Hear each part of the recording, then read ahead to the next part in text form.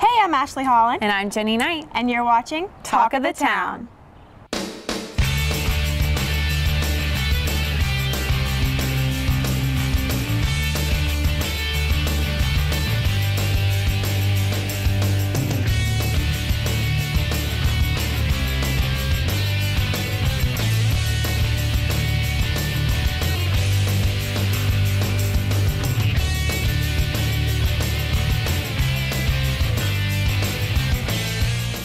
Thanks for watching this episode of Talk of the Town. Your on-campus source for entertainment news. First, the Man on the Street team wanted to find out if you didn't vote for Barack or Mitt, who would you vote for?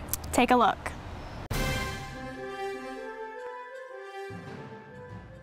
What's up, USC? You're here with Man on the Street. I'm Lauren Hoare. And I'm Jay Lupke. And we're standing out here on the Pickett Street Bridge. And today we're asking students if they could vote for any celebrity for president, who would they vote for and why? Let's check it out.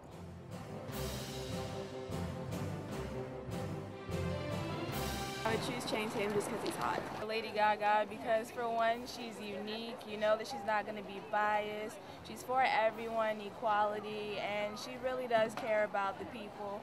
Gabe Newell, who is the CEO of Valve Entertainment, because everything would be on sale. For LeBron James, because he is the best basketball player in the NBA. Liam Neeson, just because he's an amazing actor and he seems like in all his movies he's got what he's doing together, and he seems like he could get our country out of a lot of tight spots. And I'd definitely vote for Morgan Freeman.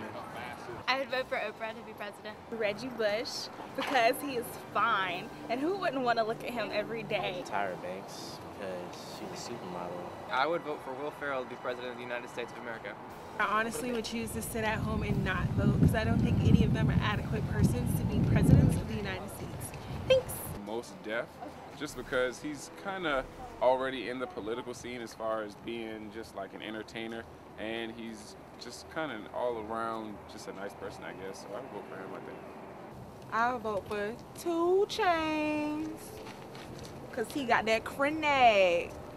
Yeah, he got grenade. Well, I don't think I'd be voting for 2 Chainz. I'm more of a Will Ferrell supporter. Who would you vote for? I think if I had to pick somebody, I would pick Marcus Lattimore, and I think that one kind of explains itself. Yeah. Well, that's it for Man on the Street. I'm Lauren Hoare. And I'm Jay Lupke. We'll see you next time. Next up, join Daniel Bowen for all the celebrity gossip. And then Daniel and Andy have all your music news.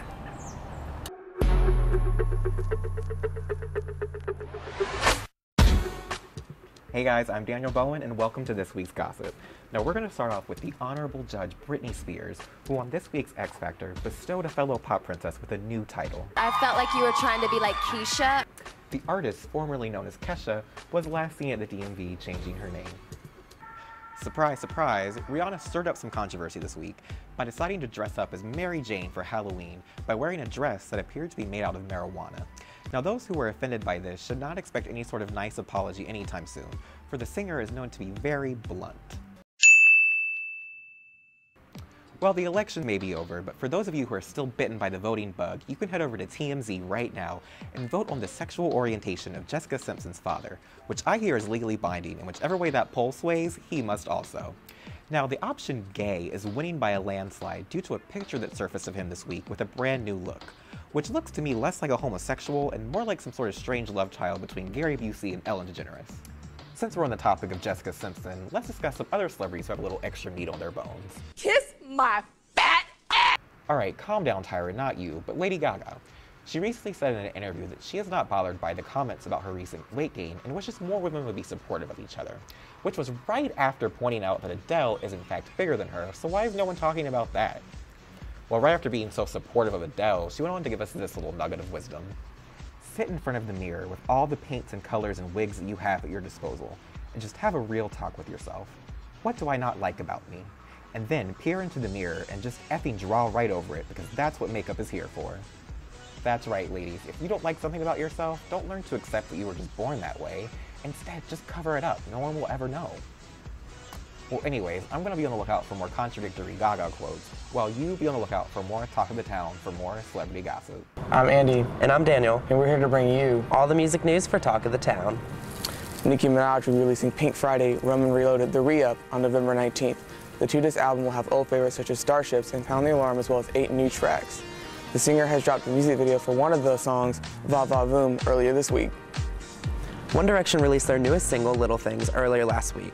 It's the second single off their sophomore album, Take Me Home, which is set to be released on November 13th. Owl City and Carly Rae Jepsen are now being sued over their summer smash hit, Good Time, by Allie Burnett. Burnett claims the song infringes on her song, It's a Love Song, which was released back in 2010. Burnett claims that she has been suffered emotional and psychological damage. Taylor Swift's fourth studio album, Red, has sold over 1.2 million copies in the first week. It makes it the biggest sales week since the album in 2002, The Eminem Show. On this album, Swift has strayed from her country roots and adapted more of a pop sound.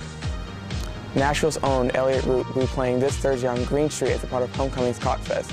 The show is a date and it's free, so check it out. This week's featured artist is Baltimore natives All Time Low. The group recently released their fifth studio album, Don't Panic, in October through Hopeless Records. The band is currently on tour with Hit the Lights, Downtown Fiction, and the Somerset. They'll be in Atlanta at the Masquerade on November 13th.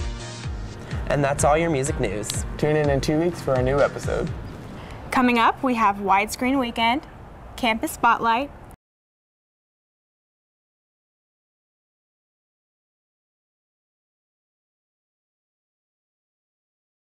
Welcome back to Talk of the Town. Up next, Michael and Sarah have all the movies coming to Russell House on Widescreen Weekend.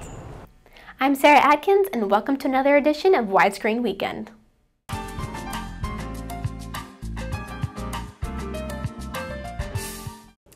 Showing on November 8th through the 11th at 6 and 9 p.m. is The Dark Knight Rises. This final installment of Christopher Nolan's Batman trilogy puts each character to their breaking point. After years of hiding, Bruce Wayne and Batman re-emerge to face a terrible threat, Bane. Bane has placed a bomb somewhere in Gotham City and is threatening to blow it up.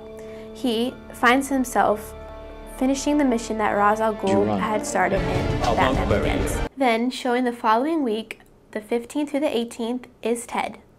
As a result of his childhood wish, John Bennett's teddy bear, Ted, comes to life and has been by his side ever since. However, his friendship is put to the test when Lori, John's girlfriend of 4 years, wants more from their relationship. So who will John choose? His lifelong friend and teddy bear Ted, or his girlfriend? Make sure to watch Ted and find out for yourself. Finally, showing at 9 p.m. is The Watch. 4 everyday guys who live in suburbia come together as an excuse to escape their boring lives one night a week. But when they accidentally discover that their town has become overrun with aliens posing as ordinary suburbanites, they have no choice but to save their neighborhood and the world from total extermination. This is Talk of the Town's Widescreen Weekend. Please join us next time. Next, join Campus Spotlight as they show you the USC Opera. Hi everybody, I'm Brittany Chapman here at Drayton Hall's entrance to the theater where USC Opera will present Don Giovanni by the infamous Mozart. Let's have a look behind the scenes. As the cast prepare backstage, they anticipate to weave a tale of morality, betrayal, and the powers of persuasion. Don Giovanni is a Don Juan story. He is a womanizer, and he likes to get what he wants, and he'll do anything to get what he wants. But I don't particularly like the way that he behaves. I want to be the man. I want to be the cavalier, but I would do it differently. I don't want to be a servant anymore. She's been all over and directed many places and many operas, and she has a lot of creative juices flowing in her, and she's able to offer a lot to the students here at USC. I'm excited to work with her. Directing Don Giovanni is fearless leader and director of opera studies, Ellen Schaefer. Lots of drama, and overall this opera is a comedy too, so all of that's happening, and you can expect to come in and see a lot of action right from when the curtain opens. This is Brittany Chapman, Campus Spotlight. Coming up next, we have health and fitness and fashion.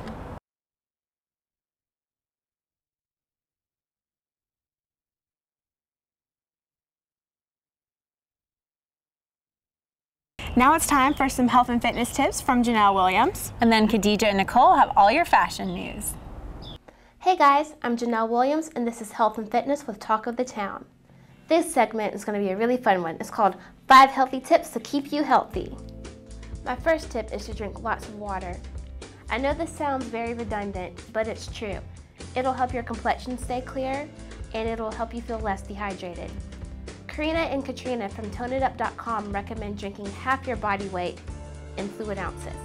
So for example, if you weigh 150 pounds, you'll drink 75 fluid ounces of water. And they say this will help you to maintain body weight, and it's good for your overall health.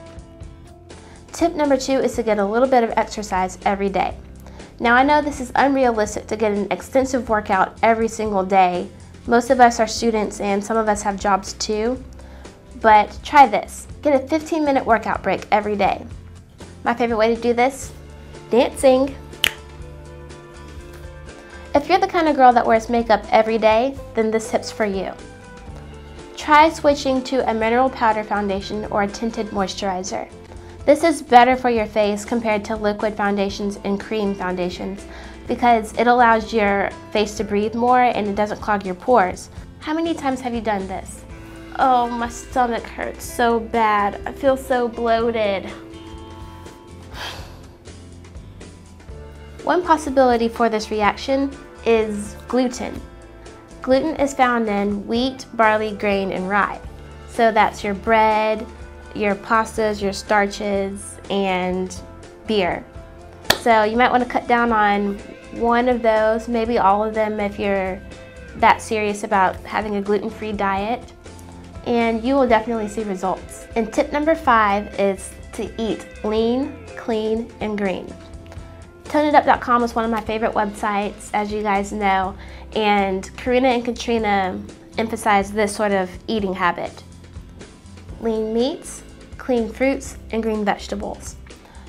Lean meats are basically fish and chicken and any other meat that doesn't have pesticides or hormones or a lot of fat, just really healthy food for you.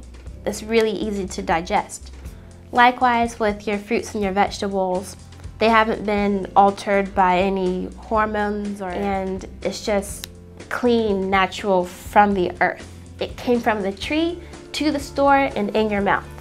And that's the best food. If you don't live on a farm, then you can eat farm fresh food. So I hope these tips work for you guys. Until next time, stay healthy and live vividly. As a wise saying goes, behind every man lies a good woman. In the whirlwind of political campaigning, both the presidential candidates and their wives have been getting a lot of attention. Today, we're going to show you how to recreate their looks. I'm Khadijah. And I'm Nicole. And this is Talk of the Town Fashion. For those less formal occasions, each politician brings his own style to the table. Romney's rolled up sleeves and plaid button down shows a true man's dedication to his hard work. While Obama takes his street clothes out in the town. As Michelle told Access Hollywood, these pants he's probably had for 10 years. Both Romney and Obama lean toward collared shirts and plain blue jeans, sometimes referred to as the dreaded mom jeans.